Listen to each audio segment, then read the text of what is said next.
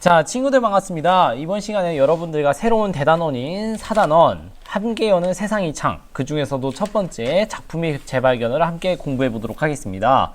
이번 시간에는 여러분들과 함께 이 새로운 대단원과 소단원을 시작하면서 생각 깨우기를 함께 해보고, 그리고 완드기, 이 완드기를 함께 읽어보도록 하겠습니다. 그래서 재구성된 작품을 감상해보면서 그 가치를 파악해보고, 완드기라는 작품을 읽어보면서 본문 해설을 해보도록 하겠습니다. 저는 세종특별자치시교육청 고은중학교 교사 권승준입니다. 본 영상은 유튜브 생생국어 학생권선생 유튜브 채널에서 보실 수 있겠습니다. 자, 함께 시작해보도록 하죠. 여러분들 교과서 158쪽입니다. 여기 보시면은 이제 이런 질문들이 나옵니다. 자, 재구성한 작품을 감상할 때 고려해야 할 점은 무엇일까요? 재구성한 작품을 감상할 때 고려해야 할 점은 무엇인가요? 자, 바로 내용, 표현, 관점 등에서 원작과 어떤 점이 비슷하고 어떤 점이 다른지 비교하며 감상해야 한다 라고 보시면 되겠습니다. 또 두 번째 질문 보도록 하죠. 재구성한 작품, 재구성된 작품이 지니는 가치는 무엇일까요? 바로 원작을 새롭게 해석하여 원작과는 다른 새로운 의미를 표현할 수 있다. 이렇게 보시면 되겠습니다. 원작과는 다른 새로운 의미를 표현할 수 있다. 이렇게 보시면 되겠습니다. 그래서 이게 바로 재구성한 작품을 감상하는 방법, 그리고 재구성된 작품이 지니는 가치를 함께 살펴볼 수 있었습니다. 자, 그러면은 여러분들이 원작이 있는 영화나 연극을 감상한 경험을 이야기해보자, 이런 부분들이 있어요. 바로 고전소설 전우치전을 재구성한 영화 전우치를 본 적이 있다, 뭐 이런 것들이 될 수 있겠죠. 그래서 영화 전우치에서 고전작품 속 인물인 전우치가 현대의 도시에 나타나 활약하는 것으로 재구성한 점이 인상적이었다, 이런 식으로 여러분들이 정리할 수 있을 겁니다. 그래서 여러분들이 159쪽에서는 내가 정신적으로 성장하는 데 도움이 된 경험을 떠올려 보실 수 있겠습니다. 그래서 거동이 불편하신 할머니의 말벗이 되어드리는 봉사활동, 이런 거를 통해서 다른 사람의 마음을 헤아릴 줄 아는 사람이 되어야겠다고 생각했다, 이런 점들이 바로 배경 지식을 여러분들이 활성화할 수 있겠죠.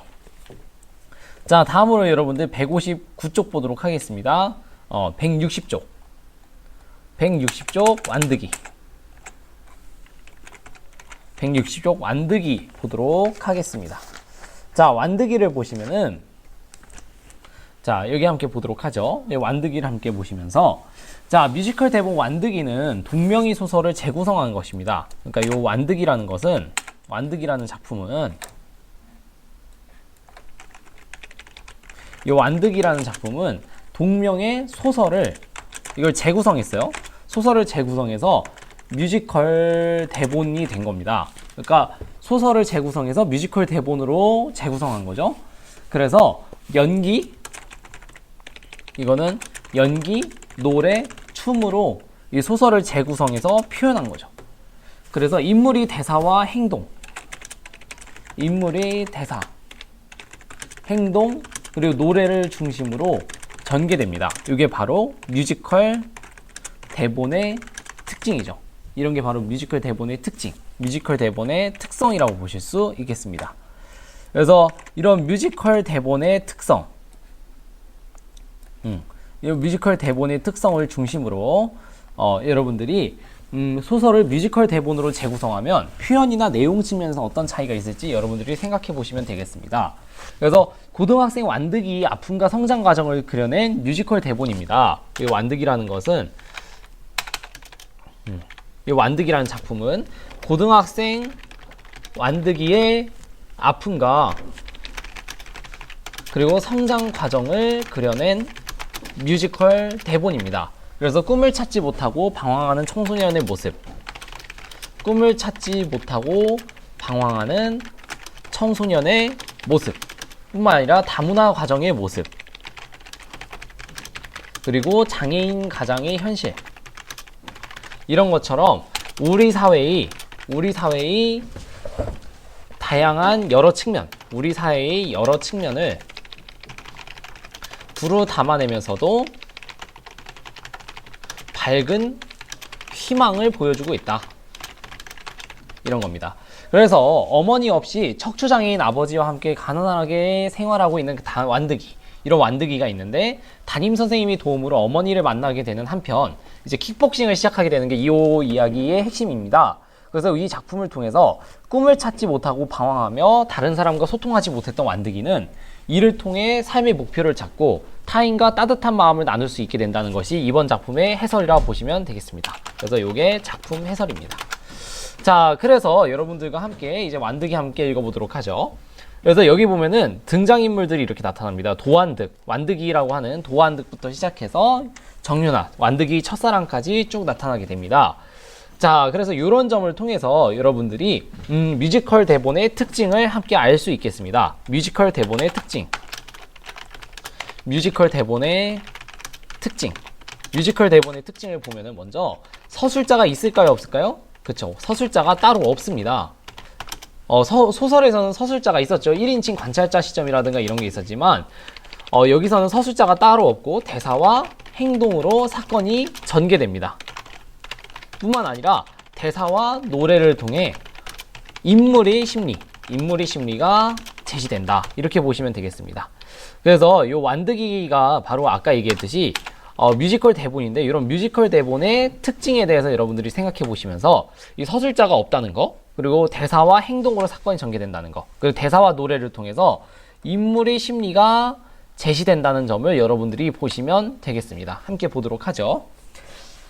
그래서 공부는 못하지만 싸움만큼은 누구보다 잘하는 완득이.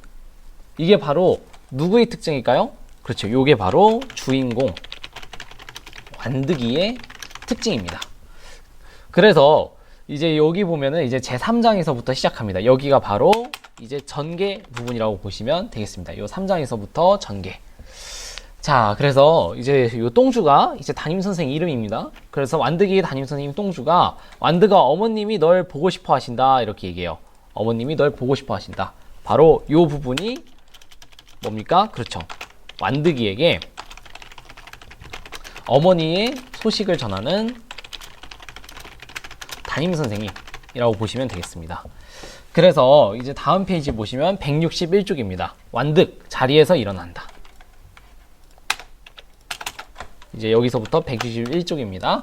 그래서 저는요, 엄마 젖이 아니라 아버지가 춤추던 카바레 누나들이 주는 과자나 사탕을 먹고 컸어요. 라고 얘기하고 있죠. 바로 이 부분이 무엇입니까? 그쵸. 완득이가 어린 시절 어머니 보살핌을 받았을까요? 못 받았을까요?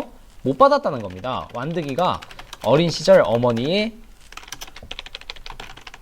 보살핌을 받지 못했음. 이거를 알 수 있는 것입니다. 이걸 통해서 알 수 있음. 바로 여러분들이 앞서 얘기했듯이 뮤지컬 대본의 특징이 서술자가 있다 그랬습니까? 없다 그랬습니까? 그쵸? 뮤지컬 대본의 특징은 서술자가 따로 없다라고 했어요. 그러면서 인물이 대사와 행동으로 사건이 전개되는데, 방금 여기 완득이 대사 보겠습니다. 완득이는 엄마의 사랑을 받지 못하는 거죠. 어머니의 보살핌을 받지 못했기 때문에 저는 카바레 누나들이 주는 과자나 사탕을 먹고 컸다. 결국 이런 완득이의 이런 대사 또는 행동을 통해서 결국 이 사건이 전개되고 있죠.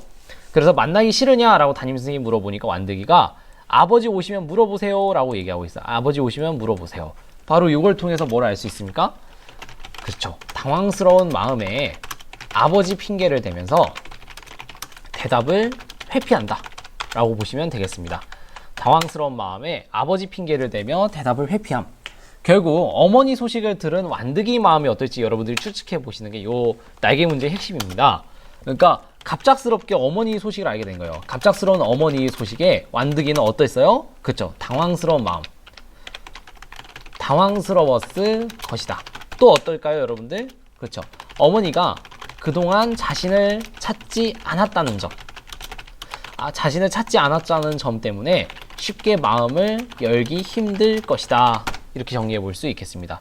그래서 어머니가 갑작스럽게 소식을 전했기 때문에 완득이는 굉장히 당황스러웠겠죠.